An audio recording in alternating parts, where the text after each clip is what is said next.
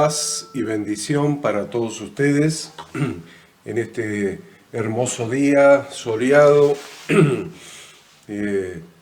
aunque ya se está haciendo tarde, ¿no es cierto? No tenemos tanto sol, pero estamos juntos para comenzar esta nueva materia.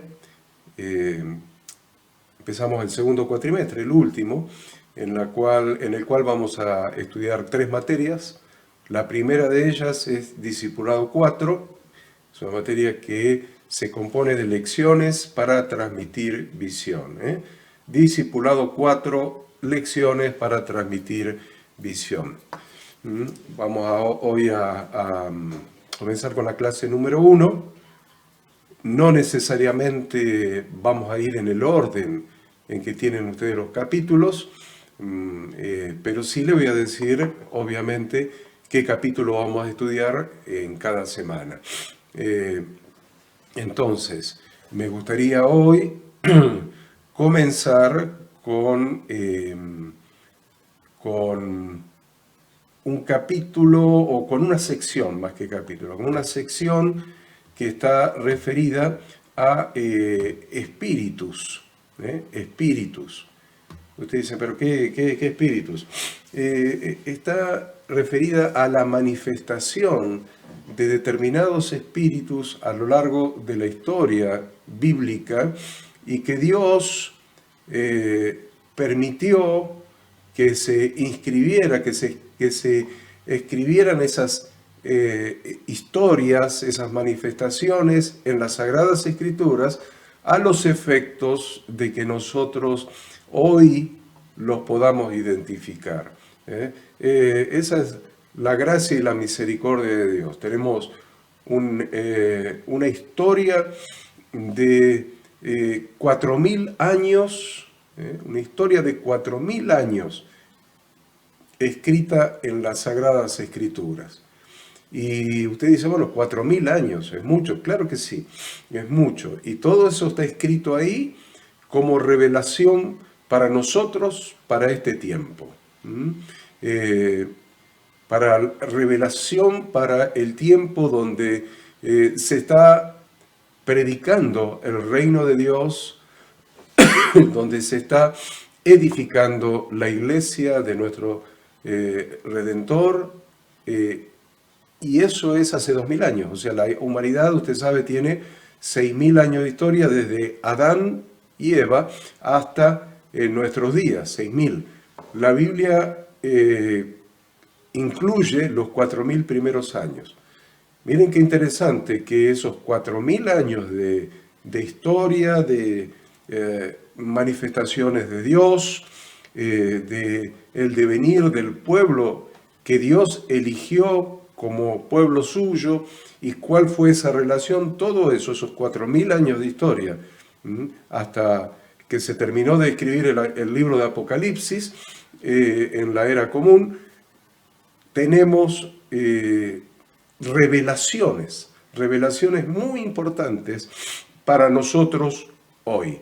Por eso les estoy hablando de que vamos a considerar esos espíritus que se manifestaron en la antigüedad y que Dios quiso que quedara escrito esas manifestaciones en las Sagradas Escrituras, para que nosotros hoy sepamos cómo identificarlos, hoy y hasta el Apocalipsis.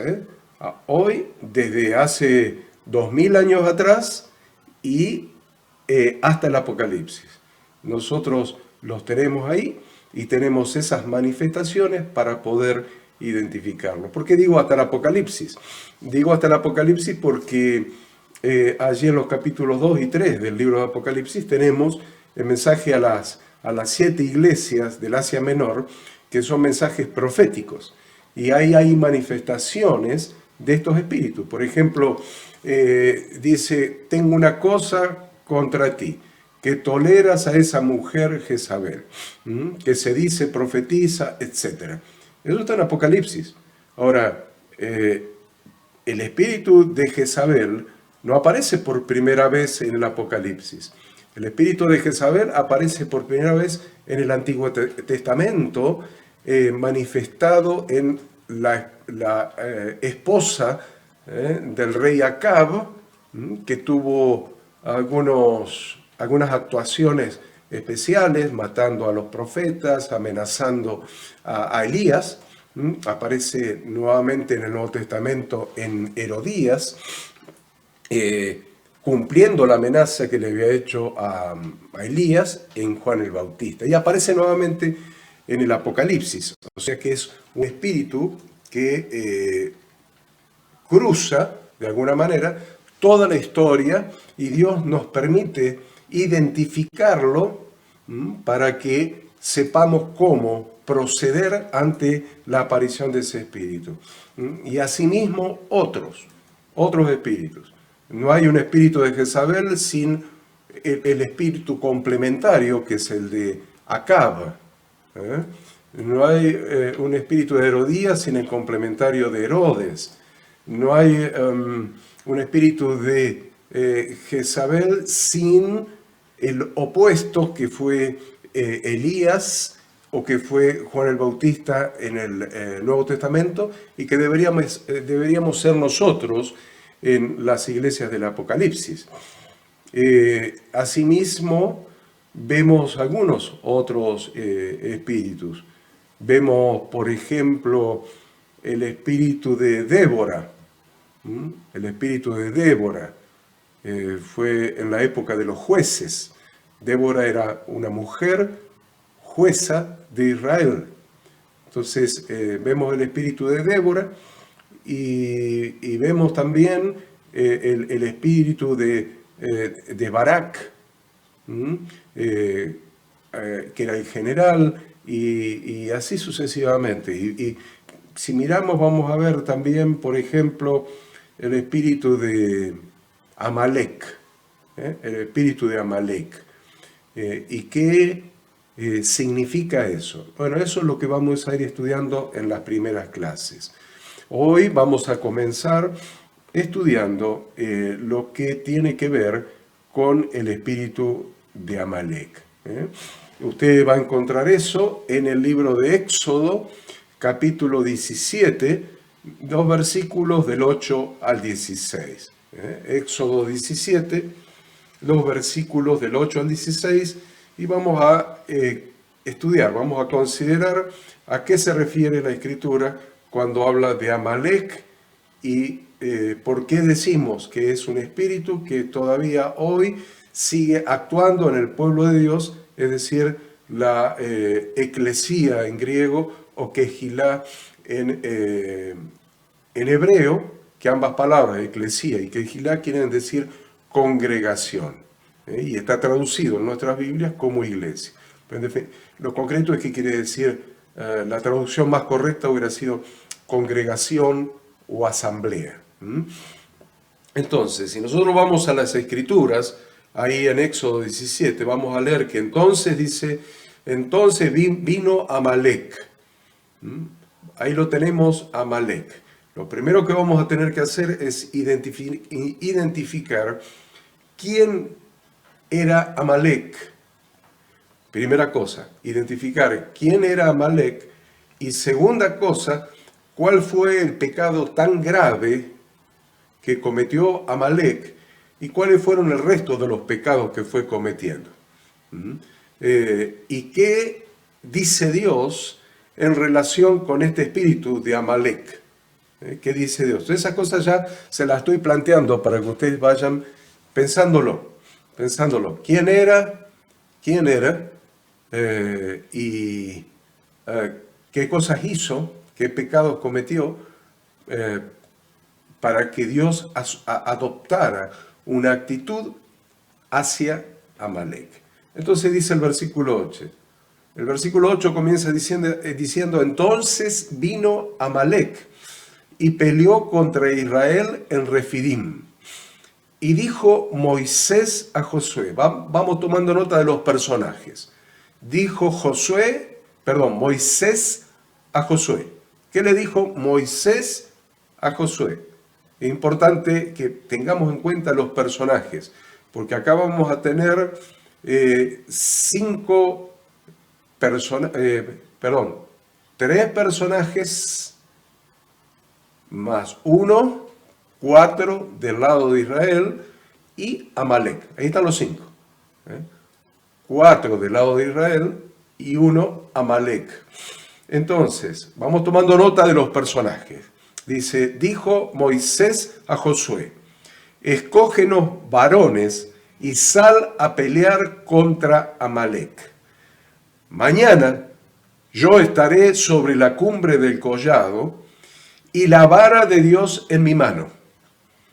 E hizo Josué como le dijo Moisés, peleando contra Amalek. Y Moisés, acá tenemos un personaje que recién mencionamos, Moisés, Aarón y Hur. Acá tenemos 3 personajes, yo le dije 4 del lado de Israel, más Josué, y del otro lado Amalek. ¿Por qué les digo que tomen nota de los personajes? Porque también necesitamos saber qué relación tenían esos personajes entre sí. Porque ahí dice que y Moisés y Aarón y Hur subieron a la cumbre del collado. ¿Quién era Aarón? Usted mirá, era el sumo sacerdote. Perfecto, era el sumo sacerdote. Pero no, yo lo que quiero saber es qué relación, qué vínculo, qué lo vinculaba con Moisés. Bien, era el hermano de Moisés. Muy bien. Y Hur, ¿qué lo vinculaba a Hur con Moisés? Era el amigo de Moisés. Importante, en su cuadernito está anotando.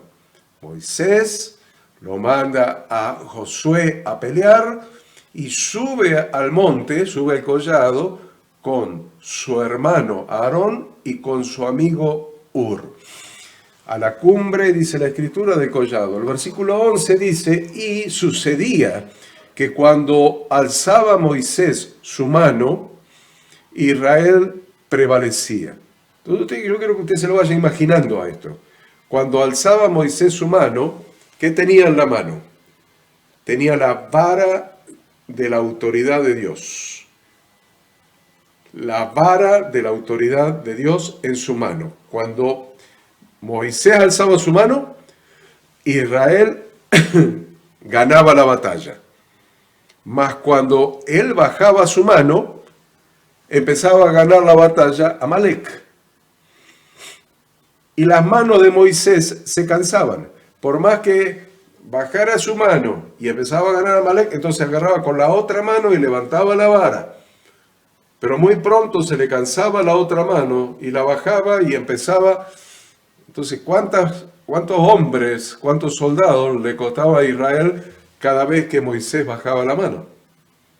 Y para cambiar la vara de mano y levantarla nuevamente. Y ya llegó un momento que ya tenía dormido los brazos de tanto tenerlos levantados y ya no podía sostener la vara en su mano.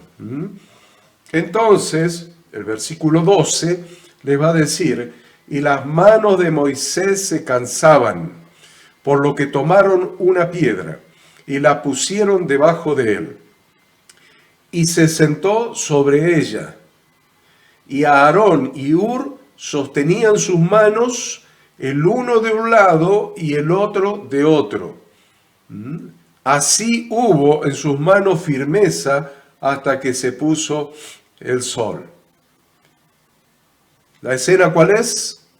Estaba cansado Moisés, parado, levantando una mano con la vara, la otra mano con la vara y la otra mano. Lo primero que hicieron Aarón y Hur es poner una piedra debajo de Moisés para que Moisés se siente, para que esté sentado, para que descanse. La segunda cosa que hicieron, se pusieron uno de un lado, el otro del otro lado. Y cuando Moisés tenía la mano levantada y se le cansaba, estaba uno de los dos compañeros levantándole, sosteniéndole el brazo. Hasta que se cansaba el que le sostenía el brazo, entonces se cambiaba la mano y estaba el otro sosteniéndole el brazo. Estaba Aarón sosteniendo el brazo hasta que se cansaba, ya no Moisés, ahora Aarón, que le estaba sosteniendo el brazo. Moisés sentado, Aarón parado. Cuando se cansaba Aarón, cambiaba la vara de mano y estaba Hur sosteniendo el brazo. Hasta que se cansaba Hur. Pasaba hasta que se cansaba Aarón, hasta que se cansaba Hur.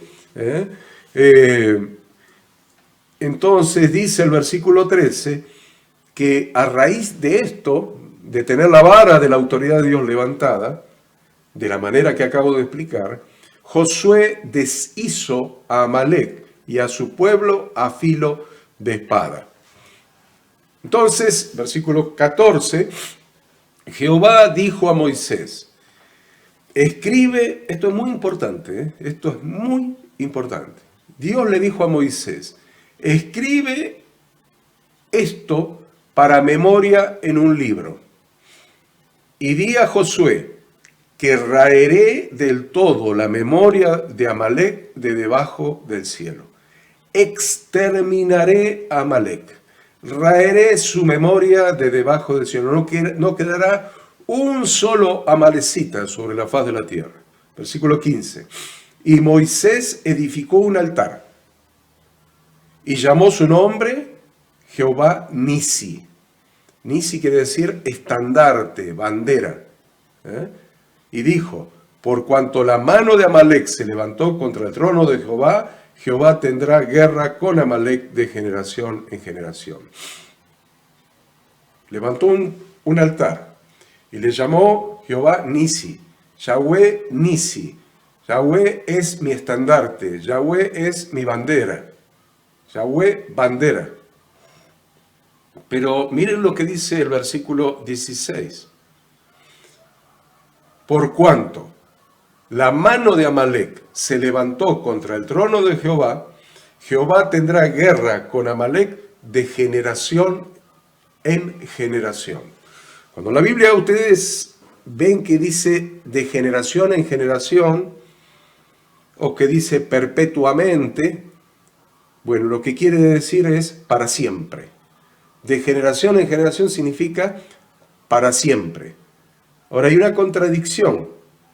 Hay una contradicción entre el versículo 14 y el 15, entre el 14 y el 16. Hay una contradicción. Porque en el 14 dice, di a Josué que raeré del todo la memoria de Amalec debajo del cielo. O sea, voy a exterminar hasta el último amalecita, no va a quedar ninguno. Y si no queda ninguno en la tierra, ¿cómo dice que Dios tendrá guerra contra Amalec para siempre? Para siempre. En un eje de tiempo, ustedes van a tener que va a haber un momento donde no va a quedar ninguna amalecita. Y el para siempre son miles de años más. Por lo tanto, ¿cómo Dios puede tener guerra contra una nación inexistente, donde ya fueron exterminados todos los amalecitas? Ese es el punto. Ese es el punto. Por esta razón, yo les digo a ustedes que Amalec es un espíritu satánico que operó en ese momento y porque Dios quiso que así fuera y escribirlo y que nos quede escrito, pero ese espíritu satánico todavía subsiste, todavía vive y todavía actúa. Yo quiero que usted note el versículo 16, cuando dice, por cuanto la mano de Amalec se levantó contra el trono de Jehová. La mano de Amalec se levantó contra el trono de Jehová, entonces Jehová tendrá guerra contra Amalec para siempre. Para siempre. Esto es muy importante. Miren, de la lectura central estamos sacando elementos muy importantes. El elemento que estamos sacando más importante es que el espíritu de Amalec, como dice el título de la lección 101, el espíritu de Amalec todavía sigue operando en la tierra y seguirá operando. Y aún cuando lleguemos al Apocalipsis, vamos a ver en el mensaje a las 7 iglesias, etcétera, operando al espíritu de Amalek en el Apocalipsis. O sea que todavía, por eso Dios dice, no importa que yo extermine hasta el último amalecita, pero ese espíritu que opera en ellos es un espíritu satánico que va a seguir operando 1000 años más, 2000 años más, 3000 años más, 4000 años más, y así sucesivamente. Y entonces Dios dice, yo tengo guerra contra ese espíritu de Amalek, donde quiera que opere, donde quiera que se manifieste, donde quiera que actúe, yo tengo guerra contra ese espíritu de Amalek para siempre, para siempre. Es importante que ustedes noten, ya tienen un pantallazo, un panorama interesante, una infraestructura como para poder armar esta lección.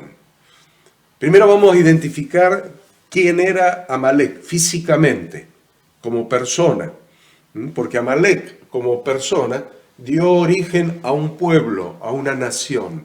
Él, así miren, así como Abraham dio origen a millares, a multitudes de personas.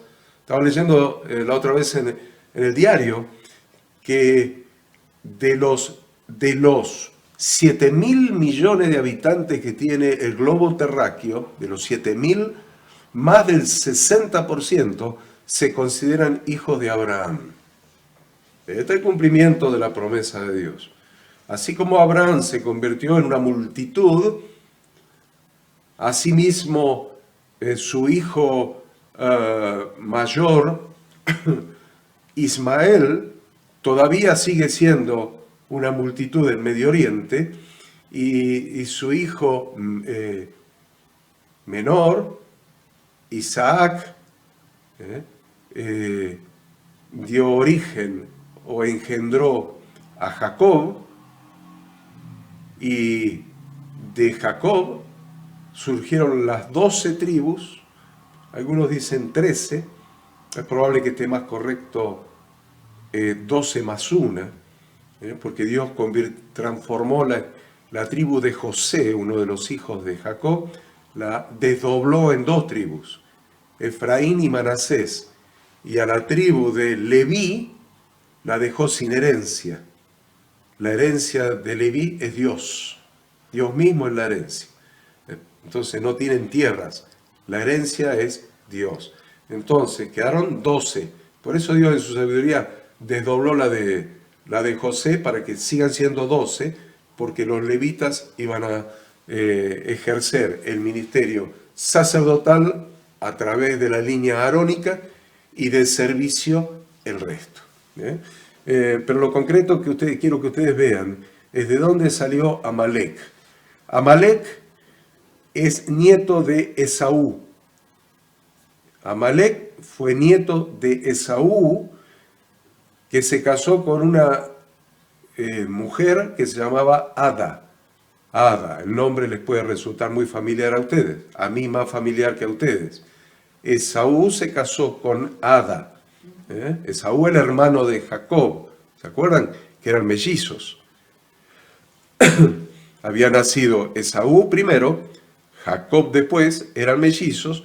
Esaú le vendió la primogenitura a Jacob, etc. Luego Jacob le robó la bendición del padre. Ya conocemos la historia. Luego José fue vendido por los hermanos a Egipto y Jacob con toda su familia fueron 70 los que emigraron a Egipto, y después de 400 años salieron 600.000, más de 600.000 varones. Entonces, ahí lo tienen a Jacob y Esaú. Bueno, Esaú, el hermano de Jacob, se casó con Ada y tuvieron a un hijo que se llamó Elifaz. Elifaz, junto con su concubina, no su esposa, su concubina Timna, Elifaz con su concubina Timna, tuvieron como hijo a Amalek. Ahí apareció Amalek. Usted lo va a encontrar en Génesis 36:12. Dice, y Timna fue concubina de Elifaz, hijo de Saúl, y ella le dio a luz a Amalec. Estos son los hijos de Ada, mujer de Esaú. Ahí tienen la genealogía, desde Esaú hasta Amalec. Es importante que ustedes que están en tercer año estudiando esta materia de tercer año, que ustedes recuerden, no se olviden, que Israel siempre tuvo un enemigo muy, muy importante. Un enemigo que lo atormentó permanentemente. Un enemigo que después que murió Aarón en el monte Hor, no los dejó cruzar por su territorio y tuvieron que rodear la tierra, y fue ahí cuando el pueblo se cansó y bueno, y aparece todo el tema de la serpiente de bronce, etc. Ese enemigo se llamaba Edom, los edomitas, Edom, los edomitas. Bueno, Edom es el nombre de Esaú. O sea que Esaú, el hermano de Jacob, se llamó Edom, los edomitas. Y Jacob, Dios le puso por nombre Israel. Entonces, a Esaú, Edom. A Jacob, Israel. Y fueron enemigos, mortales a lo largo de la historia de la conquista de la tierra prometida. Entonces, usted dice, pero bueno, si Edom era la nación, ¿por qué estamos hablando del nieto de Edom? El nieto de Esaú, Amalec. Porque en el nieto de Esaú, de Edom, Amalec, se formó una nación muy especial, una nación muy poderosa, muy guerrera. Si ustedes ven, por ejemplo, Números, capítulo 24, versículo 20, dice, viendo a Amalec, tomó su parábola y dijo, Amalec, cabeza de naciones, mas al fin perecerá para siempre. Amalec, cabeza de naciones. Eso está en la profecía de Balaam en el libro de Números. ¿Se acuerdan? La profecía de Balaam, cuando es contratado para maldecir a la nación de Israel, es contratado por Barak.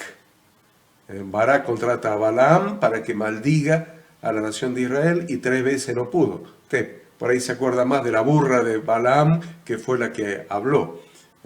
Entonces, en esa profecía de Balaam dijo, Amalec, cabeza de naciones.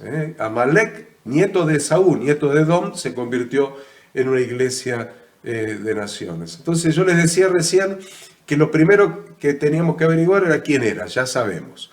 Ahora, lo segundo que les dije que teníamos que averiguar es qué era aquello tan malo que había hecho Amalec, que Dios lo maldijo de esta manera.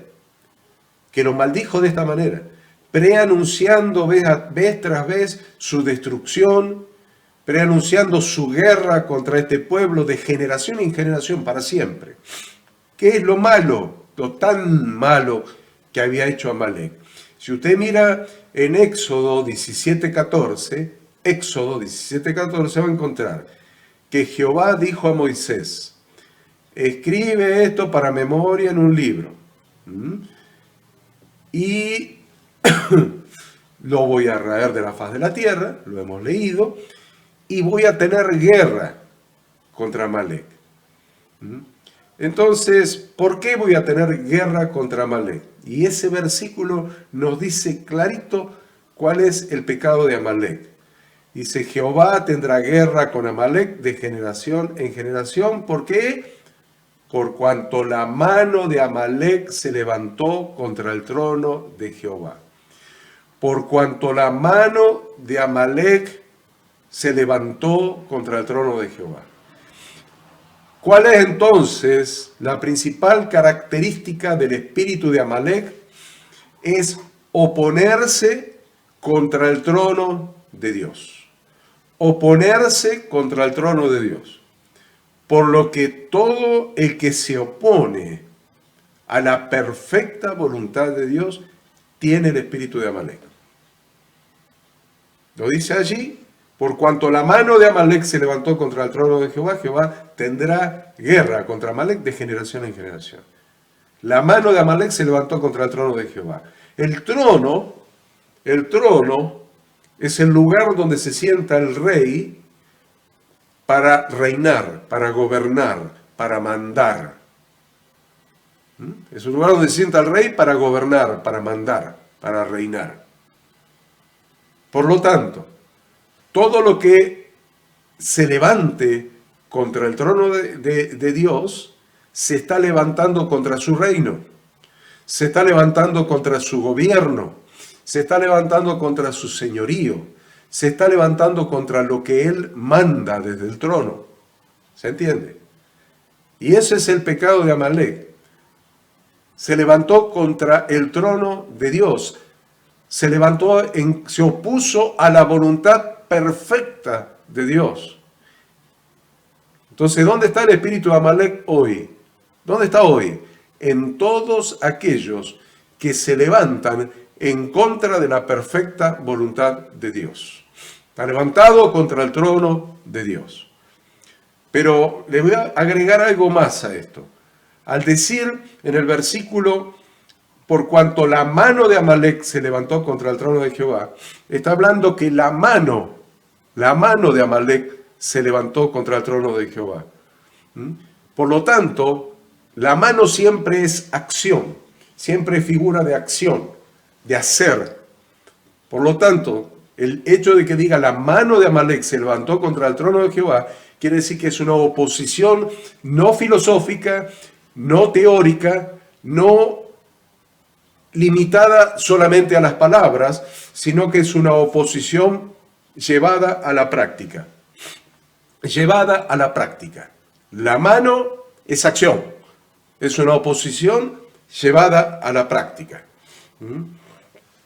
¿Qué quiere decir llevada a la práctica? Repetimos. ¿Qué quiere decir llevada a la práctica? Que se pone de manifiesto, que se manifiesta, que se expresa en acciones concretas. Porque al hablar de manos se está hablando de obras. Entonces, la mano de Amalek se levantó contra el trono de Jehová, quiere decir que son todos aquellos que obran, que hacen acciones contrarias a la voluntad perfecta de Dios. Todos aquellos que hacen acciones, obras, que actúan en oposición a la voluntad perfecta de Dios. Eso es el espíritu de Amalek hasta hoy día, levantado contra el trono de Dios. Todo lo que se levante en tu vida contra la voluntad de Dios proviene del espíritu de Amalek. Todo lo que se levante en tu vida en contra de la voluntad de Dios proviene del espíritu de Amalek. Sea algo físico, sea algo mental o sea algo espiritual. Lo amplío. Sea vos mismo, sea tu esposa, sea tu esposo, sean tus hijos, sean tus amigos, sea tu trabajo, todo lo que se levanta contra la perfecta voluntad de Dios se está levantando contra el trono de Dios y proviene entonces del espíritu satánico de Amalek. Todo lo que impida la voluntad de Dios en tu vida, todo lo que impida la voluntad de Dios en tu vida está en contra del espíritu, está siendo usado. Todo lo que impide el gobierno de Dios en tu vida, la voluntad de Dios en tu vida, está poniéndose a su trono, su gobierno, su señorío, su dominio, su facultad originaria de mandar, su facultad originaria de tener autoridad. Por eso Jesús decía en el libro de Mateo, el que no es conmigo, contra mí es. Y el que conmigo no recoge, desparrama. Que no es conmigo, contra mí es. Entonces, al leer este pasaje que hemos leído, nos surgen algunas preguntas que vamos a tratar de contestar. Vamos bien, ¿no es cierto? Vamos bien. nos surgen algunas preguntas que vamos a contestar, a tratar de contestar. ¿De qué manera, la primera pregunta, de qué manera el espíritu de Amalek se levanta contra el trono de Jehová? ¿De qué manera el espíritu de Amalek se levanta contra el trono de Jehová? Primera pregunta. ¿De qué manera? Es muy interesante buscar en las Escrituras y ver que la manera que usa el espíritu de Amalek es que quiere ser igual a Dios. Quiere ser igual a Dios y trata de ocupar su lugar. El lugar que Dios ocupa es el trono del reino. El espíritu de Amalek se levanta contra el trono del reino queriendo ser igual a Dios, y no solamente ser igual a Dios, sino queriendo ocupar su trono de gobierno. Hay una tipología, ¿se acuerda cuando estudiábamos la materia hermenéutica bíblica? Bueno, que estudiamos los tipos y antitipos. Bueno, acá hay una tipología. Se usan reyes, Dios a través de los profetas manda mensajes proféticos a los reyes de la época de los profetas, refiriéndose como un tipo de Satanás. Un tipo de Satanás. Vamos a leer 3 pasajes. El primer pasaje lo va a encontrar en Isaías 14:12. Y dice: ¿Cómo caíste del cielo, oh lucero, hijo de la mañana? Cortado fuiste por tierra, tú que debilitabas a las naciones. Tú que decías en tu corazón: subiré al cielo, en lo alto junto a las estrellas de Dios levantaré mi trono, y en el monte del testimonio me sentaré a los lados del norte, sobre las alturas de las nubes subiré, y seré semejante al Altísimo. Si prestan atención a este pasaje, van a ver que están estos elementos. Seré semejante al Altísimo. Quería ser igual a Dios. Y la segunda que les dije era queriendo ocupar su trono.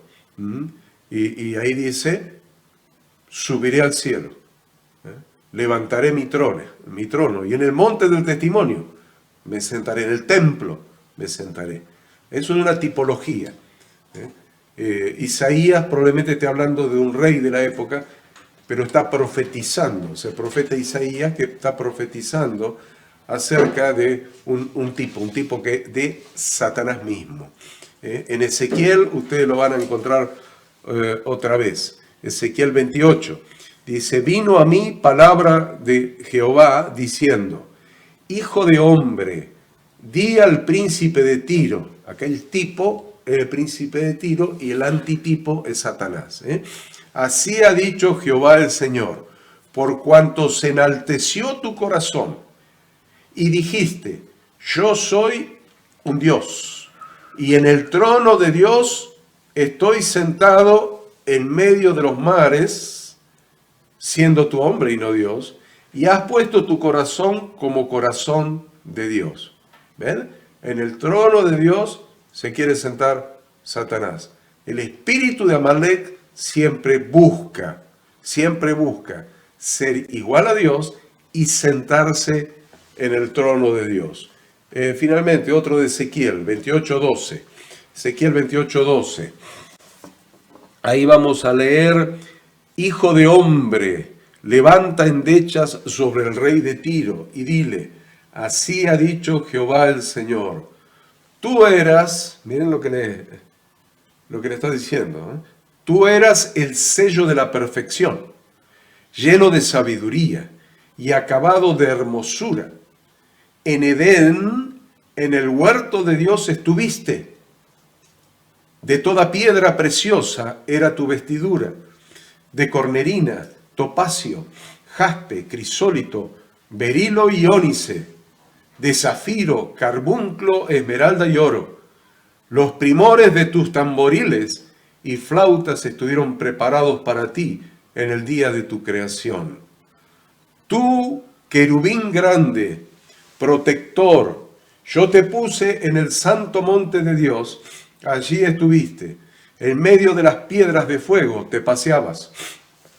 Perfecto eras en todos tus caminos desde el día que fuiste creado, hasta que se halló en ti maldad. A causa de la multitud de tus contrataciones fuiste lleno de iniquidad y pecaste, por lo que yo te eché del monte de Dios y te arrojé de entre las piedras del fuego, oh querubín protector. Se enalteció tu corazón a causa de tu hermosura, corrompiste tu sabiduría a causa de tu esplendor. Yo te arrojaré por tierra delante de los reyes, te pondré para que miren en ti. Entonces, primera pregunta contestada. La primera pregunta era: ¿de qué manera el espíritu de Amalek se levanta contra el trono de Yahweh? ¿De qué manera? En primer lugar, queriendo ser igual a Dios, y en segundo lugar, queriendo ocupar su lugar en el trono, queriendo mandar. Para ser concreto, queriendo mandar. La segunda pregunta que vamos a contestar es: ¿por qué razón dice que Jehová tendrá guerra contra Amalek de generación en generación? ¿Por qué dice? Si vamos a ver cuándo fueron exterminados todos los amalecitas. La Biblia relata claramente que finalmente el pueblo de Amalek fue totalmente exterminado, no quedó ni uno. ¿Dónde? En Primera Crónicas 4:42. Primera Crónicas 4:42 dice: asimismo, 500 hombres de ellos, de los hijos de Simeón, fueron al monte de Seir, llevando por capitanes a Pelatías, Nearías, Refaías y Uziel, hijos de Isi, y destruyeron a los que habían quedado de Amalek y habitaron allí hasta hoy. Destruyeron a los que habían quedado de Amalek. Sin embargo, Dios dice que sigue teniendo guerra contra Amalek para siempre. Entonces debemos entender que se trata de que el espíritu de Amalek es un espíritu satánico que en la actualidad continúa oponiéndose contra el trono de Dios. En la actualidad continúa oponiéndose contra el trono de Dios, es decir, contra su reino. Por lo cual Dios sigue teniendo guerra contra Amalek hoy y para siempre. Hoy y para siempre. Esto es muy importante, entender que Dios sigue teniendo guerra contra Amalek. Después le voy a explicar por qué es importante. Vamos a contestar la tercera pregunta. La tercera pregunta es: ¿qué importancia tiene subir a la cumbre del collado junto con el siervo de Dios? ¿Qué importancia tiene subir a la cumbre del collado junto con el siervo de Dios? ¿Quiénes subieron? Aarón y Hur. En Éxodo 17:10 dice: hizo Josué como le dijo Moisés peleando contra Amalek, y Aarón y Hur subieron a la cumbre del collado. ¿Qué quiere decir? Que no subió solo. ¿Por qué es importante que no subió solo?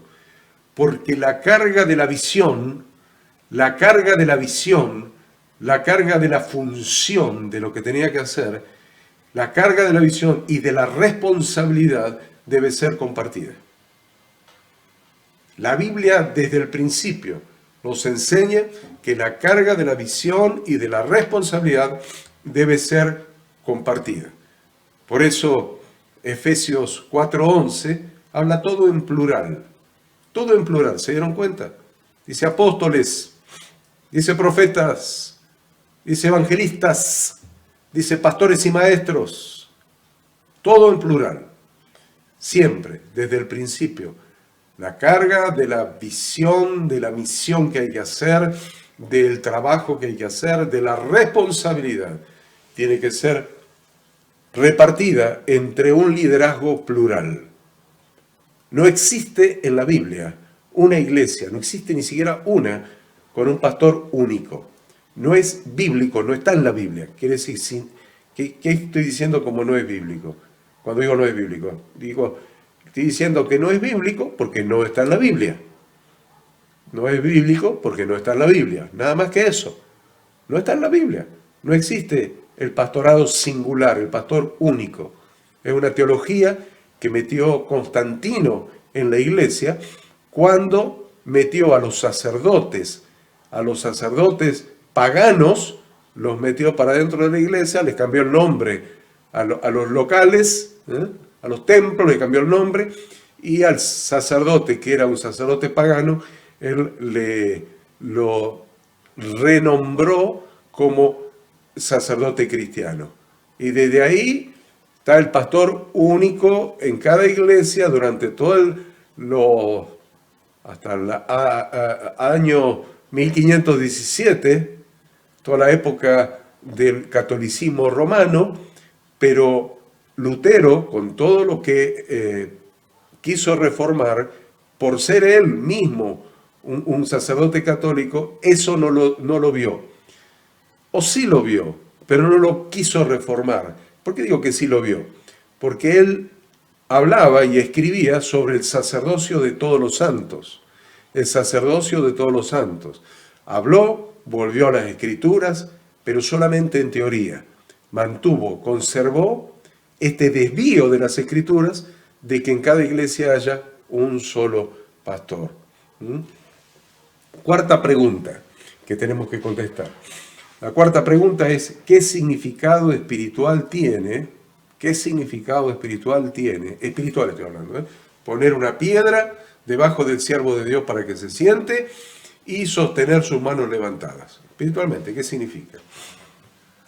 Es muy evidente en este relato la importancia del siervo de Dios en la revelación de la voluntad de Dios.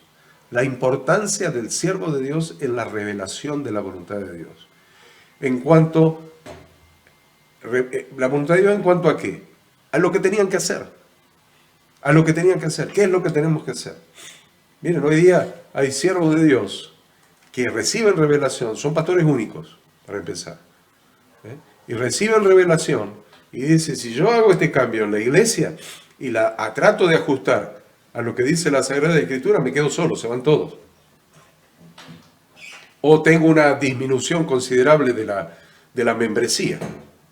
Entonces, entre ir a ajustarse a las Sagradas Escrituras en la forma y el funcionamiento de la iglesia, prefieren seguir con las tradiciones humanas, las tradiciones religiosas, prefieren eso. ¿Por qué? Porque tienen miedo que la gente no le guste la forma bíblica. Miren qué fuerte que es esto. Tienen miedo de que no le guste la forma bíblica. Hace un par de semanas le enseñé en la mesa de mi comedor a un pastor que vino con su esposa, le enseñé cómo celebrar la cena familiar del día de reposo, con lujo de detalle, punto por punto. Lo senté a él, senté a su esposa, senté a mi esposa a mi lado derecho, me senté yo en la cabecera. Le explicamos cómo encender las 2 velas, qué oración hace la esposa. Le explicamos el agradecer por el vino, el agradecer por el pan. Le explicamos cómo después el padre hace imposición de manos sobre su esposa y hace imposición de manos sobre sus hijos, bendiciéndolos. Cómo después entre comida y comida se lee la porción de la palabra de Dios de esa semana. Todo esto explicado, con lujo de detalle. Y el tema me sorprendió. Si lo hago, lo voy a hacer en mi casa, en secreto, porque no quiero que se entere nadie en la iglesia. Lo voy a hacer en mi casa en secreto. No quiero que se entere nadie en la iglesia, principalmente el liderazgo. Principalmente el liderazgo. Entonces, volvés a la revelación de la palabra, pero tenés miedo de la revelación de la palabra. Preferís lo que los hombres armaron como tradiciones durante 2000 años. Entonces, entre la revelación de la palabra de Dios y la tradición de los hombres, te quedás con las tradiciones de los hombres. Y es un problema, porque en esa misma situación estaban los fariseos en la primera venida de Cristo. Cuando el Señor Jesucristo nació en Belén y después de los 30 años comenzó su ministerio, los religiosos de la época estaban exactamente en la misma situación. Entre guardar la Torá de Dios, la palabra escrita de Dios, o las tradiciones de los rabinos, ellos estaban guardando las tradiciones de los rabinos. Hoy en la iglesia cristiana pasa exactamente lo mismo. Jesús le decía cosas fuertes. Hipócritas, sepulcros blanqueados, generación de víboras.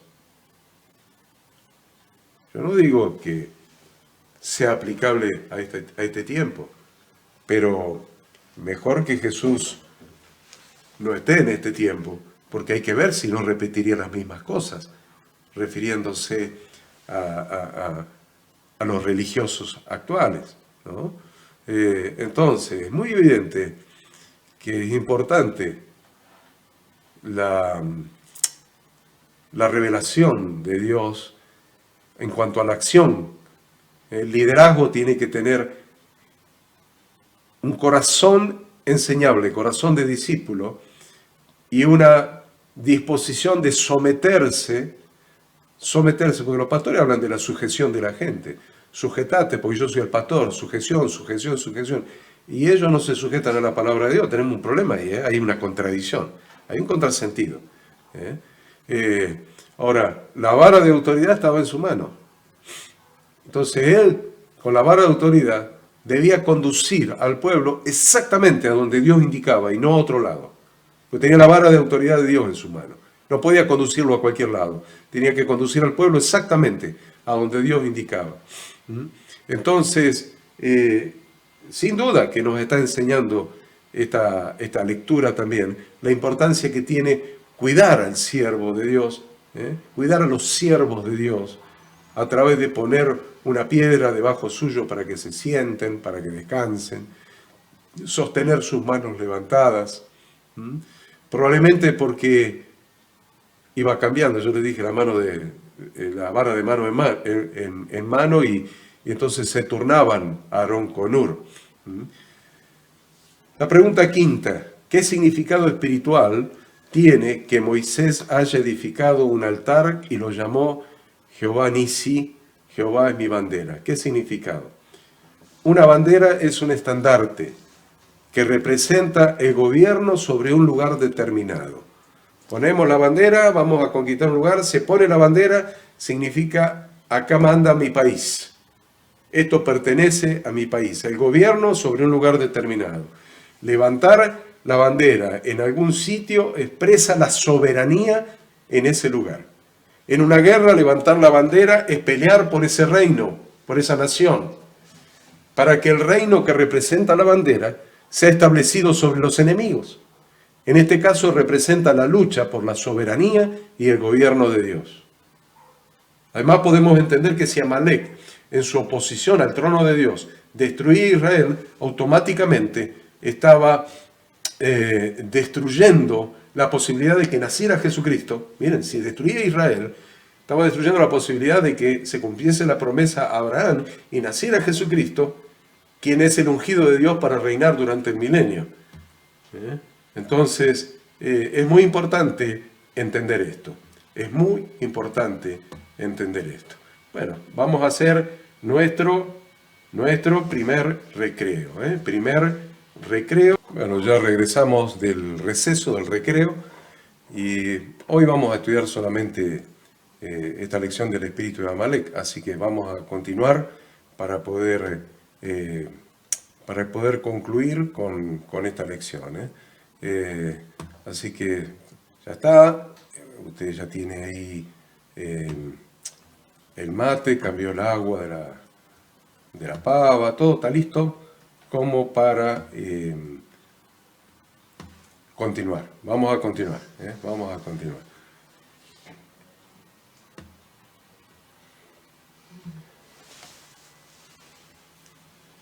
¿Cuál es la estrategia que utiliza el espíritu de Amalek para tratar de destruir el reino de Dios? ¿Cuál es la estrategia que utiliza el espíritu de Amalek para tratar de destruir el reino de Dios?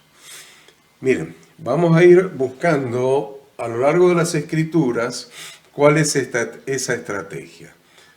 Lo primero que vamos a ver, que el espíritu de Amalek es un espíritu que saquea. Vamos a empezar primero por el otro, por el tema de la retaguardia. Un espíritu cobarde este. Vamos a empezar por este. A ver. El espíritu de Amalek es un espíritu en definitiva, cobarde. ¿Qué hace? Ataca a los más débiles de la iglesia. Todos aquellos que son más débiles, que van atrás en el ministerio, son los que más peligro corren en relación con el ataque del espíritu de Amalek. Los más débiles, los que van rezagados, los que van atrasados dentro de la iglesia, los más débiles, a eso los ataca el espíritu de Amalek. A ver, vamos a ver que en las Escrituras, en Deuteronomio 25:17. Acuérdate, Deuteronomio 25:17. Acuérdate de lo que hizo Amalek contigo en el camino cuando salías de Egipto. ¿Quién está hablando? ¿Quién está hablando? Está hablando Dios a Moisés. Dios a Moisés. Acuérdate de lo que hizo Amalek contigo en el camino cuando salías de Egipto, de cómo te salió al encuentro en el camino y te desbarató la retaguardia de todos los débiles que iban detrás de ti. ¿Qué hizo Amalek? Desbarató la guardia de todos los débiles que iban detrás de ti cuando tú estabas cansado y trabajado, y no tuvo ningún temor de Dios.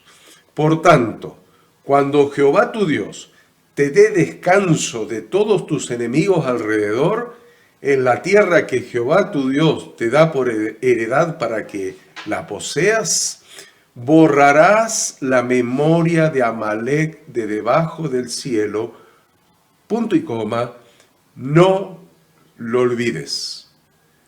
Así de importante era para Dios su guerra, la guerra que él mismo tenía contra Amalek. ¿Qué había hecho Amalek? Salían de Egipto, pero se cansaron por el camino. Había muchos que estaban cansados, o todos cansados, los más débiles más cansados. Entonces los más débiles se quedaron rezagados y vino Amalek y desbarató la retaguardia. Cuando viene el cansancio, queridos alumnos, cuando viene el cansancio producto del intenso trabajo, los más débiles se comienzan a quedar atrás.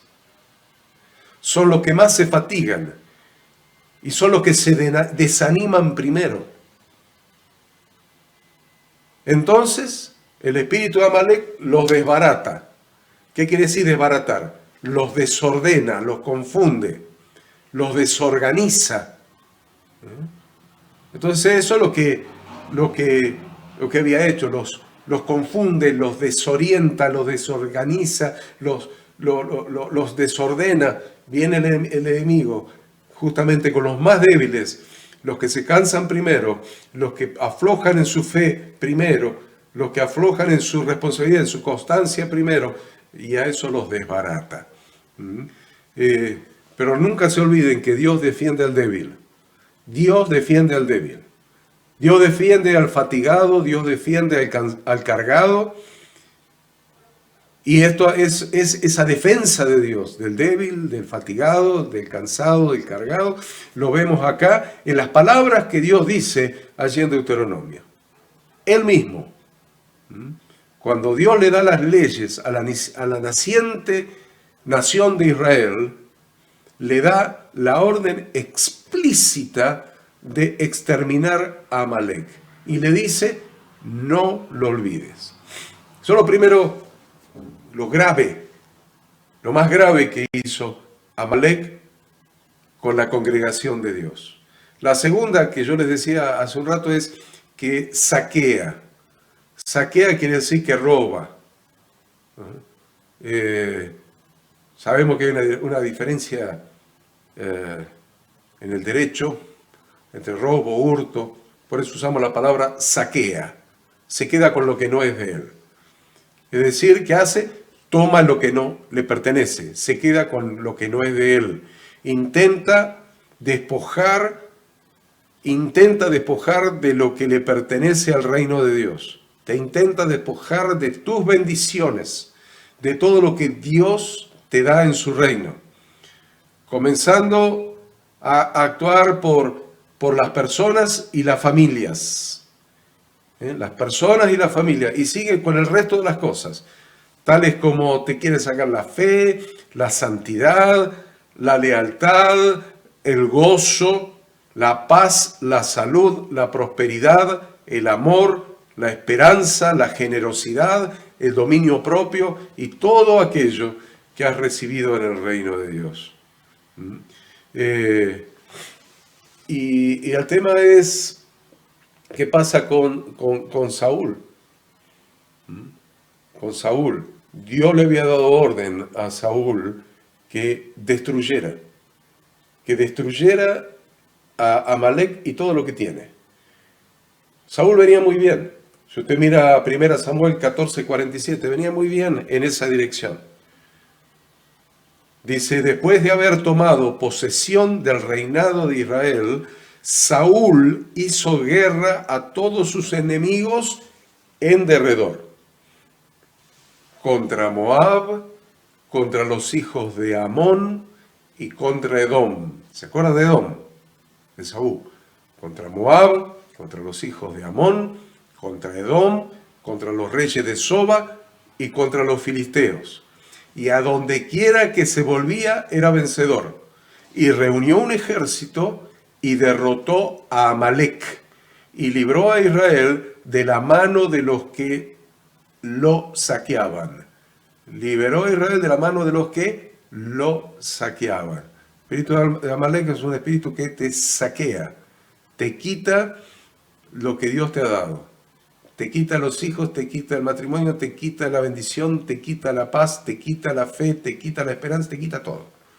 Eso es lo que quiere hacer este espíritu satánico de Amalek, que se levanta contra el trono de Dios, por lo cual Dios tiene guerra contra Amalek para siempre, de generación en generación. La otra cosa que hace el espíritu de Amalek, estratégicamente, trata de que su cabeza y sus riquezas no mueran. Trata de que su cabeza y sus riquezas no mueran. Vamos a verlo en 1 Samuel 15, desde el versículo 1. Después Samuel, el profeta de Dios, le dijo a Saúl, Jehová me envió a que te ungiese por rey sobre su pueblo Israel. Ahora pues, está atento a las palabras de Jehová. Está atento a las palabras de Jehová. Así ha dicho Jehová. Así ha dicho. Está atento a la voluntad de Dios. Está atento al trono de Dios. Porque ahí van a salir sus instrucciones. Está atento al trono de Dios. Así ha dicho Jehová de los ejércitos.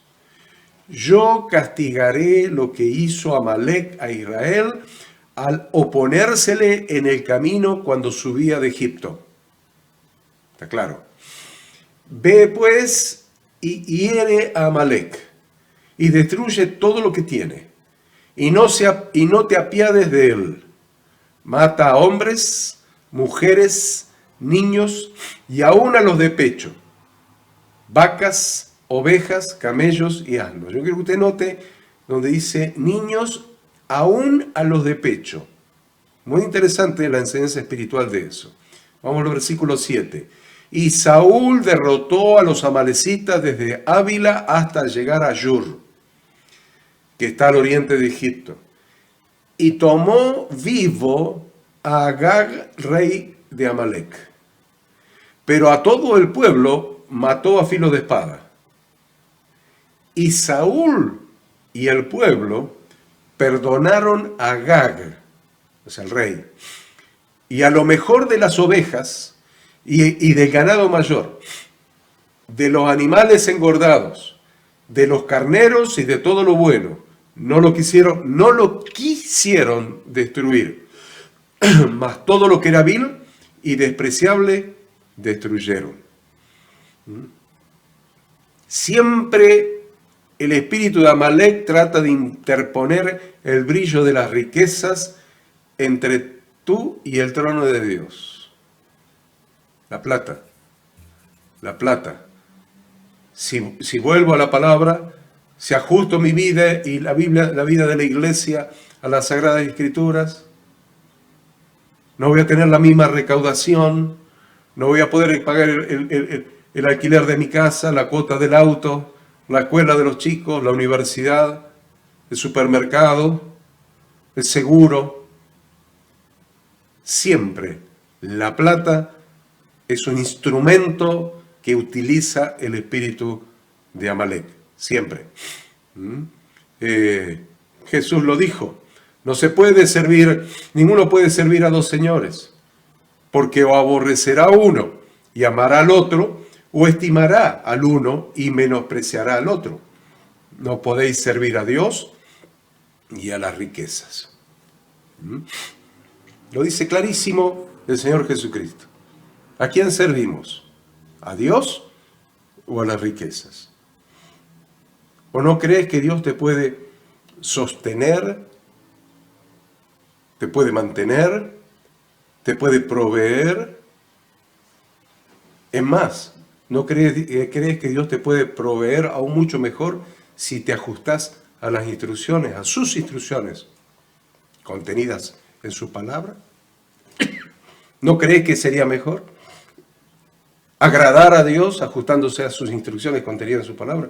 Y Él te proveería mejor todavía que lo que vos mismo te estás procurando hoy. Obviamente, se debe trabajar para ganar el pan con el sudor de la frente. Por eso Jesús le decía a sus discípulos, mi Padre trabaja, mi Padre hasta ahora trabaja y yo trabajo. Juan 5:17. Mi Padre hasta ahora trabaja y yo trabajo. Sí. Hay que ganar el pan con el sudor de la frente, no hay duda. El problema es dónde está tu corazón. ¿Dónde está tu corazón? Si en el reino de Dios o en el dinero. Sabemos perfectamente que Dios desea nuestra prosperidad, pero no en el orden cambiado, porque Él expresa su voluntad en su palabra, estableciendo el orden correcto. Amado, yo deseo que tú seas prosperado en todas las cosas y que tengas salud, así como prospera tu alma. Ese es el orden correcto. Y Jesús decía, no os afanéis, pues, diciendo qué comeremos o qué beberemos o qué vestiremos. Porque los gentiles buscan todas estas cosas. Los gentiles, los que están afuera del pacto con Dios, buscan todas estas cosas. Pero vuestro Padre Celestial sabe que tenéis necesidad de todas estas cosas, mas buscad primeramente el reino de Dios y su justicia, y todas estas cosas os serán añadidas. El espíritu de Amalek trata de que ese concepto de riquezas, de Mamón, el Dios de las riquezas, no desaparezca de tu mente y de tu corazón. La otra cosa que hace el espíritu de Amalek, intenta de que tu sanidad sea incompleta. Intenta que tu sanidad sea incompleta.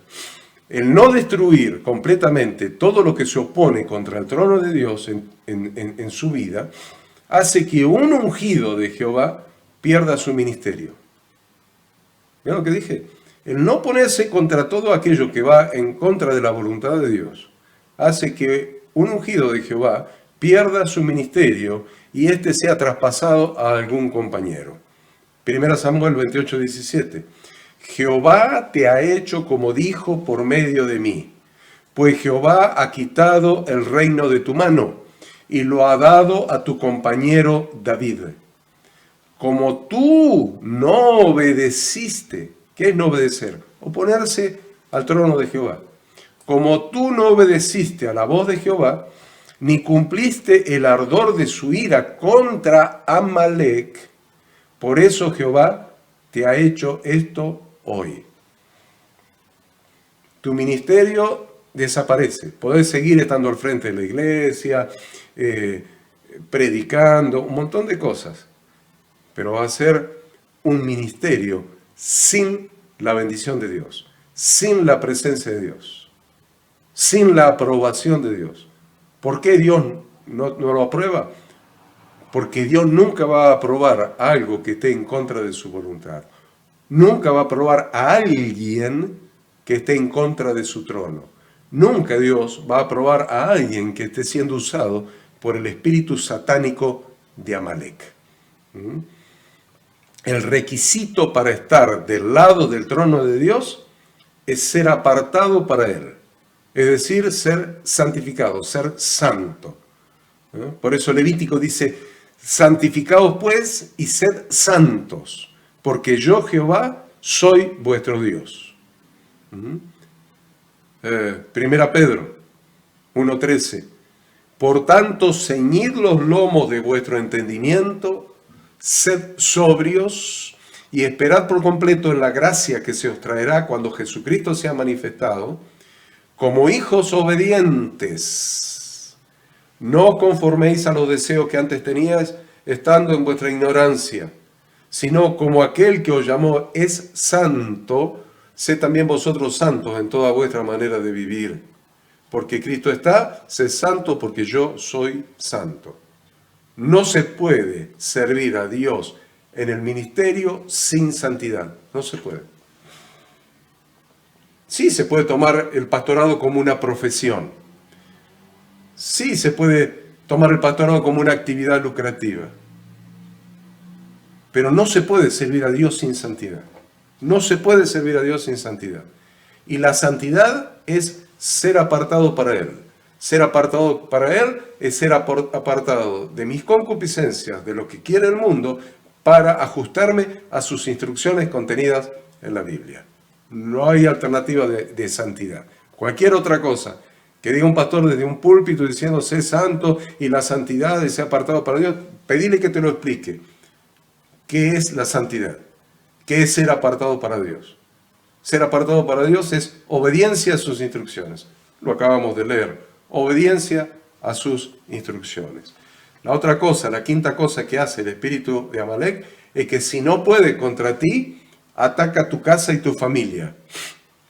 Y aún te puede poner la congregación en contra. Si no puede contra ti, va a intentar atacar tu casa, tu familia y aún ponerte la congregación en contra. Me parece interesante en 1 Samuel 27:6 que un rey filisteo, cuando David estaba huyendo con su grupo que lo seguía, su grupo de delincuentes, vamos a decir, que lo seguía, estaba huyendo de Saúl. Este rey filisteo le regaló a David una ciudad. Le regaló la ciudad de Siclag. Este rey filisteo le regaló a David y a sus hombres una ciudad, la ciudad de Siclag. Ese rey filisteo se llama Aquis. Miren, dice, y Aquis le dio aquel día a Siclag, por lo cual Siclag vino a ser de los reyes de Judá hasta hoy. Le regaló Siclag. Y miren qué historia interesante se plantea estando ahí en la ciudad de Siclag en relación con Amalek. Para que ustedes entiendan, como si no puede destruirte a vos, va a ir en contra de tu casa, de tu familia, y aún te va a poner la congregación en contra. 1 Samuel 30, cuando David y sus hombres vinieron a Siclag, al tercer día, los de Amalek habían invadido el Negev y a Siclag, y habían asolado a Siclag, y le habían prendido fuego, y se habían llevado cautivas a las mujeres y a todos los que estaban allí, desde el menor hasta el mayor, pero a nadie habían dado muerte, sino se lo habían llevado al seguir su camino. Vino pues David con los suyos a la ciudad, y he aquí que estaba quemada, y sus mujeres y sus hijos e hijas habían sido llevados cautivos. Entonces David y la gente que con él estaba alzaron su voz y lloraron, hasta que le faltaron las fuerzas para llorar. Las dos mujeres de David, Ahinoam, jezreelita, y Abigail, la que fue mujer de Nabal, el de Carmel, también eran cautivas. Y David se angustió mucho porque el pueblo hablaba de apedrearlo. ¿Ven? Le puso la congregación en contra. El pueblo hablaba de apedrearlo. pues todo el pueblo estaba en amargura de alma, cada uno por sus hijos y por sus hijas, mas David se fortaleció en Jehová su Dios. Miren cómo se opuso al espíritu de Amalek. En primer lugar, lo que hizo es se fortaleció en Jehová su Dios, y vamos a ver la segunda cosa que hizo. Ahora, la mano de Amalek se levanta contra el trono de Jehová cuando hay problemas familiares. Cuando hay problemas familiares, es la mano de Amalek, es el espíritu de Amalek, la mano de Amalek levantándose contra el trono de Dios. Los problemas familiares son un síntoma a través del cual podés ver la mano de Amalek levantada contra el trono de Dios. Principalmente cuando hay problemas matrimoniales, principalmente. Cuando algún aspecto del matrimonio no se ajusta a la perfecta voluntad de Dios. ¿Cuál es el trono de Dios? Su perfecta voluntad. Cuando algún aspecto del matrimonio no se ajusta a la perfecta voluntad de Dios, entonces Dios no está gobernando esa familia. Ahí no está el trono de Dios. El trono de Dios no tiene autoridad allí. Y eso se puede dar, por ejemplo, cuando ambos no son uno solo, cuando uno o los dos separan lo que Dios juntó, cuando uno o ambos no cumplen con el rol o con los roles que Dios les asignó dentro del matrimonio, cuando uno o ambos no obedecen a los principios y mandamientos de la Biblia como palabra inspirada por Dios, cuando uno o ambos no se ajustan al orden de autoridad establecido por Dios dentro de la pareja, cuando el hombre depende de su esposa más que de Dios para cumplir su ministerio, y en definitiva ella tiene más autoridad que él dentro de la iglesia, a través del espíritu de manipulación, el espíritu de Jezabel, que lo vamos a estudiar probablemente en la clase que viene. Cuando la esposa no apoya el ministerio que Dios ha dado a su esposo, cuando la esposa se opone al ministerio que Dios le ha dado a su esposa, todo eso es la mano de Amalek levantada contra el trono de Dios. Está operando el espíritu de Amalek. Y finalmente, el espíritu de Amalek intentará matarte. El espíritu de Amalek intentará matarte. Si no matas a Amalek, él te matará a ti. Querido pastor, queridos hermanos, queridos alumnos que están ahí, haciendo este sacrificio de aguantar estas 2 horas, les agradezco que estén allí, pero acuérdense de esto. Si no aprenden a matar al espíritu de Amalek, él te va a matar a vos. Igual que le sucedió a Saúl, a quien Dios le dio la orden de exterminar a Amalek, y él la desobedeció. Y finalmente, miren qué interesante, fue un amalecita el que mató a Saúl y a su hijo Jonatán.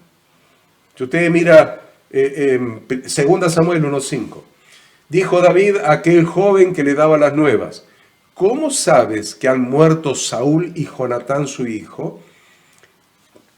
El joven que le daba las nuevas respondió: casualmente, ¿me parece que era casual eso?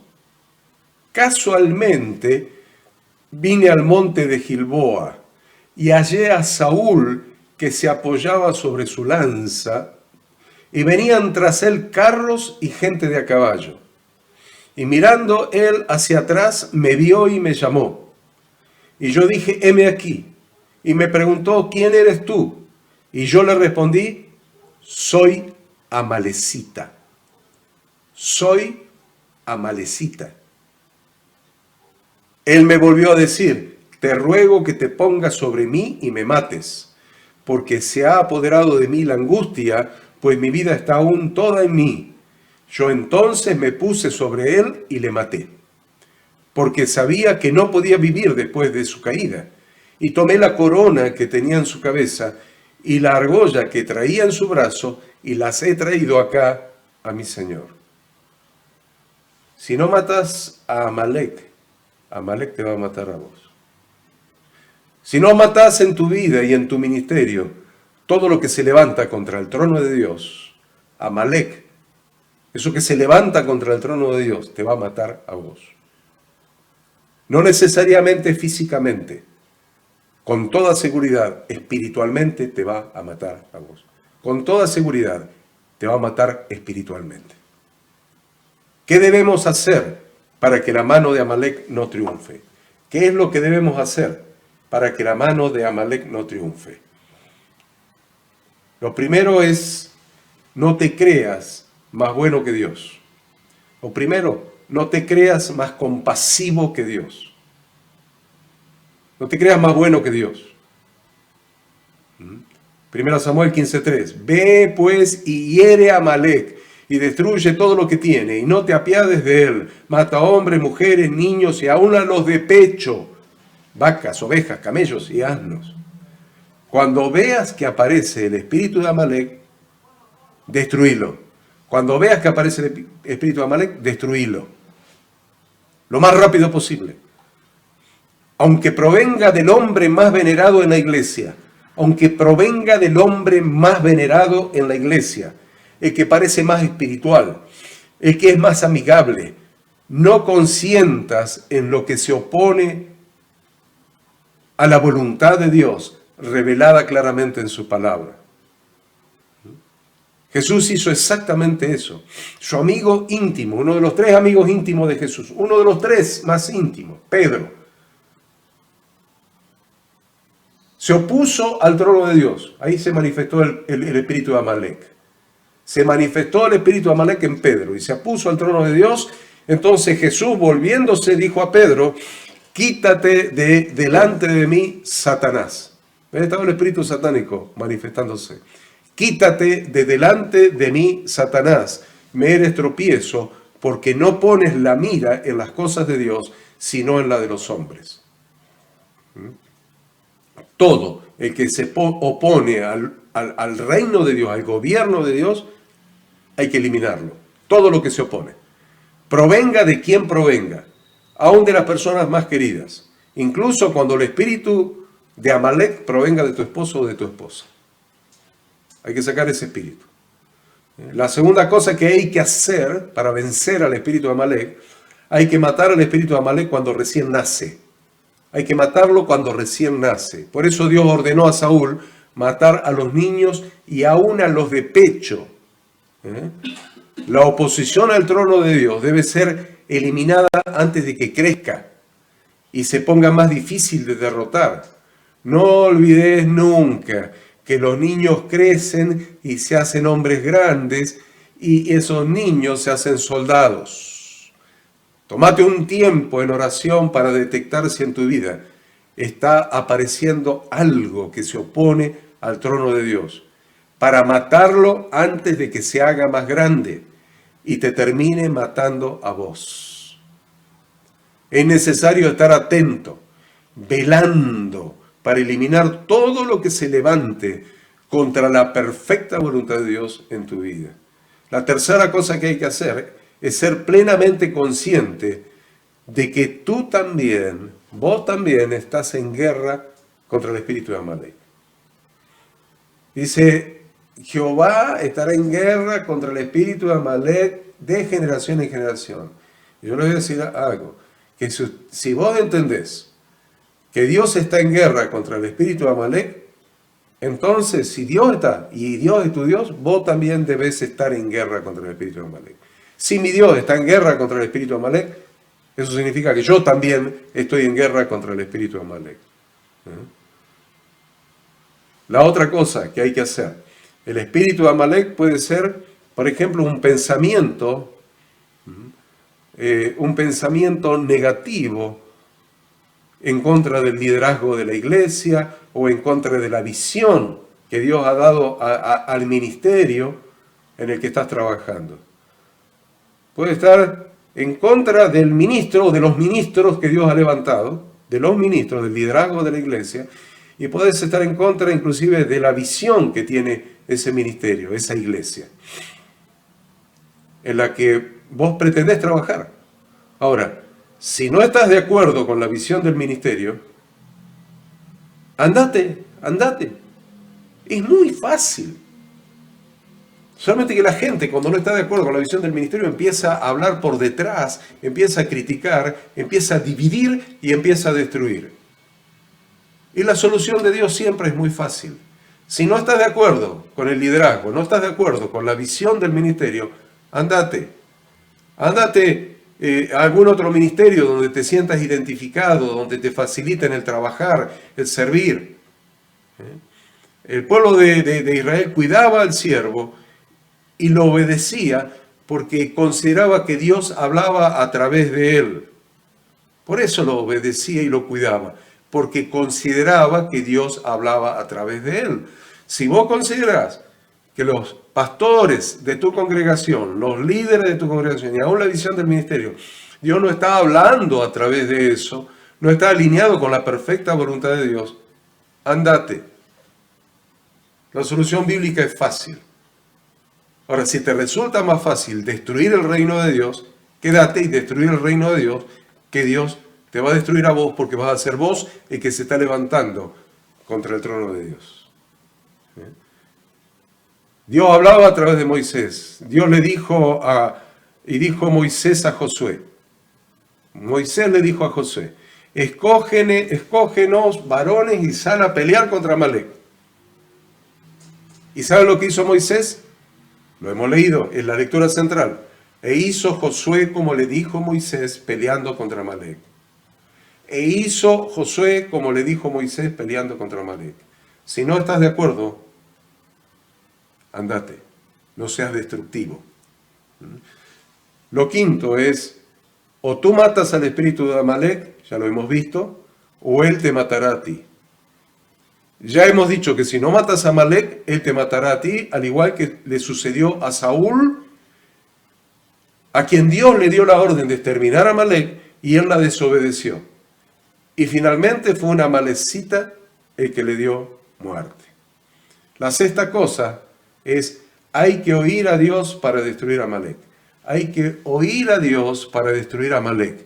Es necesario orar y en forma muy especial interceder.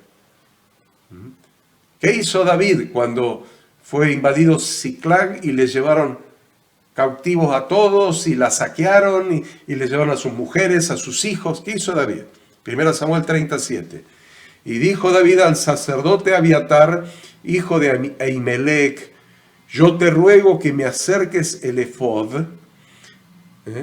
Y Abiatar acercó el efod a David, y David consultó a Jehová diciendo, perseguiré a estos merodeadores, perseguiré a estos merodeadores, ¿los podré alcanzar? Y él le dijo, síguelos, porque ciertamente los alcanzarás y de cierto liberarás a los cautivos. Hay que oír a Dios para destruir a Amalek. Es necesario consultar a Dios, ser guiados por su palabra, estar en oración e intercesión. La otra cosa que les voy a dar como recomendación es que no es suficiente convencerlo. No alcanza a convencer a Amalek. Lo que hay que quitarle es todo lo que nos pertenece, todo lo que nos saqueó, todo lo que nos robó. Hay que recuperar todo lo que nos saqueó, lo que nos robó. También, porque hemos dicho que el espíritu de Amalek es un espíritu saqueador. Por eso necesitamos recuperar todo lo que nos ha quitado. Dice que después de eso, libró David todo lo que los amalecitas habían tomado. Y libró David todo lo que los amalecitas habían tomado. Y asimismo libertó David a sus 2 mujeres. Y no les faltó cosa alguna, chica ni grande, así de hijos como de hijas, del robo y de todas las cosas que les habían tomado, todo lo recuperó David. Todo lo recuperó. Primeramente tu matrimonio, luego tus hijos, la fe, la santidad, la lealtad, el gozo, la paz, la salud, la prosperidad, el amor, la esperanza, la generosidad, el dominio propio, todo todo lo que Satanás, a través de este espíritu de Amalek, te haya saqueado, te haya robado, hay que recuperarlo. Todo lo que el diablo te robó en Cristo Jesús hay que recuperarlo. En octavo lugar, les voy a dar otra recomendación. El liderazgo tiene que subir a la cumbre del collado. El liderazgo plural de la iglesia, los ancianos, los pastores de la iglesia, el liderazgo plural tiene que subir a la cumbre del collado. Es decir, tiene que subir a la presencia de Dios para clamar a Él. Con la vara de la autoridad de Dios en su mano, levantándola para darle toda la gloria a Dios, tal como lo hizo Moisés. Así lo hizo Moisés. ¿Por qué levantaba la vara? La vara de autoridad de Dios. Estaba levantando la vara diciendo: la gloria es para Dios. La victoria es para Dios. La victoria viene de Dios. La gloria es de Dios. Y esta batalla la ganamos por el obrar de Dios, por la autoridad de Dios.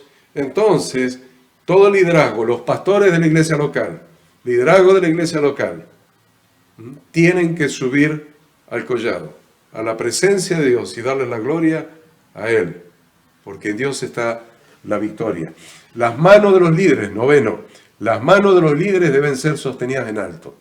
Las manos de los líderes deben ser sostenidas en alto. ¿Por qué? No dice que vamos a agarrarlo a los pastores el domingo que viene y le vamos a levantar la mano. Pobres pastores. No. Las manos siempre representan las obras, las acciones. Las obras o las acciones de los ministros. ¿Por qué decimos que hay que detener? Porque deben tener firmeza en el Señor. Las obras, las acciones de los ministros, de los pastores, debe tener, de los líderes, debe tener firmeza en el Señor. Este es el espíritu del reino de Dios. Este es respeto, amor y sujeción a lo establecido por Dios, santidad, amar lo que Dios ama, abnegación, entrega, sacrificio, no buscar lo propio.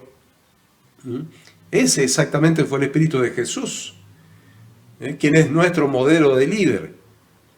Por eso enseñó a orar: venga tu reino, hágase tu voluntad como en el cielo, así también en la tierra. ¿No le suena una oración opuesta al espíritu de Amalek que se oponía al trono de Dios?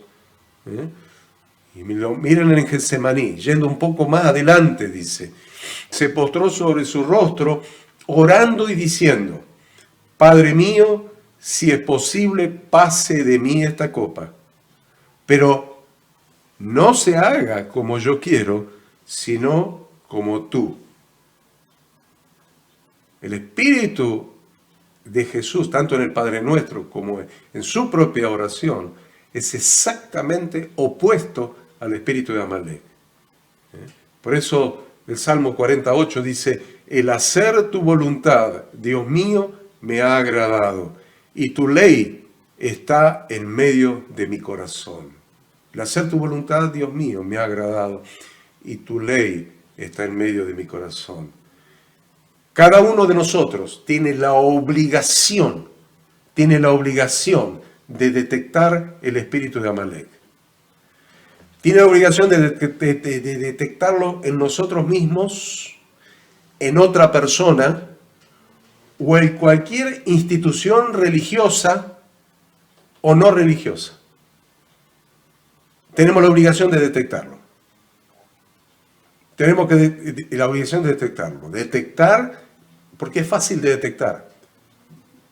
Porque está en contra de lo establecido por la palabra de Dios. Está en contra de lo establecido por la palabra de Dios. Ya sea que surja en mi corazón, en mi mente, o en alguna persona de las que me rodean, o en cualquier institución. Aún en tu propia iglesia. Aún en tu propia iglesia. Tienes la obligación de detectar el espíritu de Amalek. Y si consentís al espíritu de Amalek, y si lo consentís, y no lo matás cuando es un bebé de pecho, tarde o temprano te va a matar espiritualmente. Por eso hay tanta gente muerta espiritualmente, con un corazón dispuesto a servir, con un corazón dispuesto pero no ha matado lo que se opone contra el trono de Dios y no ha ajustado su vida a la palabra. Está soportando, está tolerando la mano de Amalek que se levanta contra el trono de Dios en la propia congregación local. Entonces, el espíritu de Amalek te termina matando espiritualmente. Cuando veas en ti o en otros rebelión o resistencia a la voluntad de Dios o a su gobierno, rebelión o resistencia a la voluntad de Dios o a su gobierno, entonces estás ante el espíritu de Amalek. Segunda Pedro 1:19. Tenemos también la palabra profética más segura, a la cual hacéis bien en estar atentos como una antorcha que alumbra en lugar oscuro, hasta que el día esclarezca y el lucero de la mañana salga en vuestros corazones. Tienen la Biblia, tienen la palabra profética más segura. Por favor, estén atentos a la Sagrada Escritura, la palabra profética más segura. Estén atentos, como una antorcha que alumbra en lugar oscuro. La 11ª cosa que debemos hacer, debemos poner el trono de Dios y su gobierno antes de cualquier otra relación. Debemos poner el trono de Dios y su gobierno antes de cualquier otra relación. Dice Jesús, el que ama a padre, el que ama a padre o madre más que a mí, no es digno de mí. El que ama a hijo o a hija más que a mí, no es digno de mí. Y el que no toma su cruz y sigue en pos de mí, no es digno de mí. El que halla su vida la perderá, y el que pierde su vida por causa de mí la hallará. Poner primero el trono de Dios y su gobierno antes de cualquier otra cosa, inclusive cualquier otra relación. La otra cosa que debemos hacer es respaldar a las obras de Dios y a los hombres que Él usa. Respaldar las obras de Dios, que están alineadas con su palabra, y respaldar a los hombres que Dios usa. Sostengamos a los líderes que son conforme al corazón de Dios, levantando sus manos. Sostengámoslos. A los que son conforme a la voluntad perfecta de Dios, conforme al corazón de Dios, sostengámoslo. Levantemos sus manos.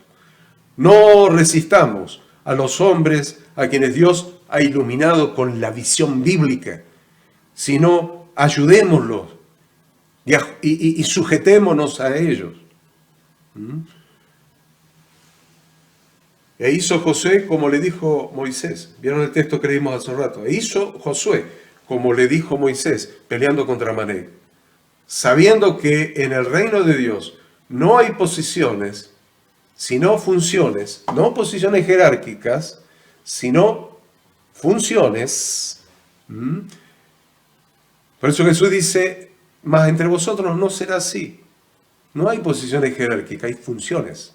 Entre vosotros no será así, sino que el que quiera hacerse grande entre vosotros será vuestro servidor. Y el que quiera ser el primero entre vosotros será vuestro siervo. Como el Hijo del Hombre no vino para ser servido, sino para servir, y para dar su vida en rescate por muchos. Es necesario que el líder sea un servidor, que predique con el ejemplo, mandando a que los demás hagan lo que él hace primero. No al revés. No al revés. A veces, hermanos de la congregación, otros líderes tienen revelación de la palabra de Dios. Lo van a consultar con el pastorado y dicen, no, porque esto es del Antiguo Testamento, está abolido, no, eso no se hace, eso es de los judíos, esto no es lo que quieras. Yo les digo una cosa. Es necesario que el líder sea un servidor, que predique con el ejemplo y que mande a hacer a los demás lo que él hace primero, ajustarse a la perfecta voluntad de Dios, que él primero se ajuste a la perfecta voluntad de Dios y después los mande a los demás que hagan lo mismo. Que no pida que otros hagan las cosas que él mismo no está dispuesto a hacer. Por eso la palabra dice, obedeced a vuestros pastores, está correcto, obedeced a vuestros pastores, ¿ves? Vuestros con plural, un pastorado colectivo, un pastorado plural. Obedeced a vuestros pastores y sujetaos a ellos, porque ellos velan por vuestras almas como quienes han de dar cuenta, para que lo hagan con alegría y no quejándose porque esto no es provechoso. Finalmente, deseo destacar las características de las personas que sostuvieron las manos de Moisés. Yo les dije cuando empezamos que yo iba a resaltar las características de las dos personas que sostuvieron las manos de Moisés. Uno fue Aarón, que era su hermano, y el otro fue Hur, que era su amigo. Primera característica. Los que sostienen el gobierno de Dios en el ministerio, los que sostienen el gobierno de Dios en tu iglesia local de cada uno de ustedes, los que sostienen el gobierno de Dios, siempre son personas que reúnen estas dos características. Primero, hermano, del mismo linaje, con la misma sangre, de la misma familia, con la misma genética, la genética de Cristo. Y la segunda condición, la segunda característica es amigo. Amigo. ¿Saben cuál es la principal característica de un amigo? La lealtad. La lealtad es la principal característica de un amigo, la transparencia, sin secretos, positivo, con buenas intenciones. Entonces, no tiene problemas ni prejuicios, síntomas de desconfianza, para brindar el cuidado necesario a los siervos de Dios a través de poner una piedra debajo suyo para que se sienten y descansen y sostener sus manos levantadas. Primero una, cuando el hombre de Dios tiene la vara de Dios en esa mano, yo voy a levantar la vara que la mano del líder, del pastor, de los pastores, la mano que tiene la vara de Dios, de la autoridad de Dios levantada. No la otra, la mano que tiene la vara de la autoridad de Dios levantada. Y cuando la cambia, vamos a levantar la otra, la mano que tiene la vara de la autoridad de Dios levantada.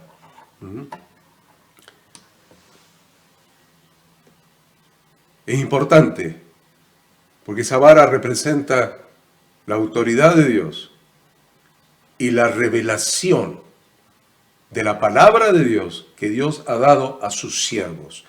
Si un pastor o dos pastores o 10 pastores no tienen revelación de la palabra de Dios, quiere decir que no tienen la vara de la autoridad de Dios levantada.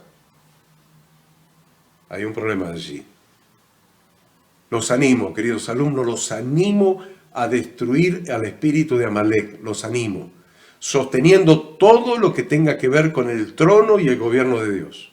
Sostengan todo lo que tiene que ver con el trono y el gobierno de Dios. No salteen ni una sola hoja de la Biblia. Ni una sola hoja de la Biblia. No salteen ni una sola hoja de la Biblia. Sostengan todo lo que tiene que ver con el trono de Dios. No hay un Dios del Antiguo Testamento y un Dios del Nuevo Testamento. Dios es uno. Oye Israel, Yahweh tu Dios, Yahweh, uno es. Hay un solo Dios. Y usted dice, no, pero eso es del Antiguo Testamento. No, señores. El Shema Israel lo recitó nuestro Redentor Jesucristo en el Nuevo Testamento. Búsquelo. El Shema Israel lo recitó nuestro Redentor Jesucristo en el Nuevo Testamento. Y dijo, oye Israel, Yahweh tu Dios, Yahweh, uno es. Hay un solo Dios. No se dejen engañar de que hay un Dios malo del antiguo y hay un Dios nuevo, bueno del nuevo. Dios es uno. Y necesitamos sostener todo lo que tenga que ver con el trono y el gobierno de Dios. Defiendan lo que es de Dios y los intereses de Dios, defiéndanlo. Ajustense a su perfecta voluntad, ajustense.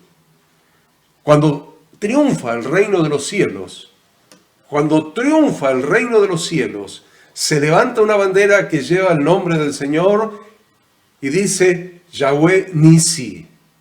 Cuando triunfa el reino de Dios, cuando triunfa la perfecta voluntad de Dios expresada en su palabra, se levanta una bandera que dice Yahweh Nisi. Dios es mi bandera, Dios es mi estandarte, Dios es mi autoridad. Esto ha sido la lección de hoy. Ha sido la lección de hoy. Espero que les resulte de utilidad. Lo he hecho con todo el corazón y con la mayor concentración que pude en la condición de salud que estoy. Les he dado lo más que he podido y espero haber llegado a sus corazones. Espero haber llegado a sus corazones. Espero haber llegado a sus mentes, a sus corazones.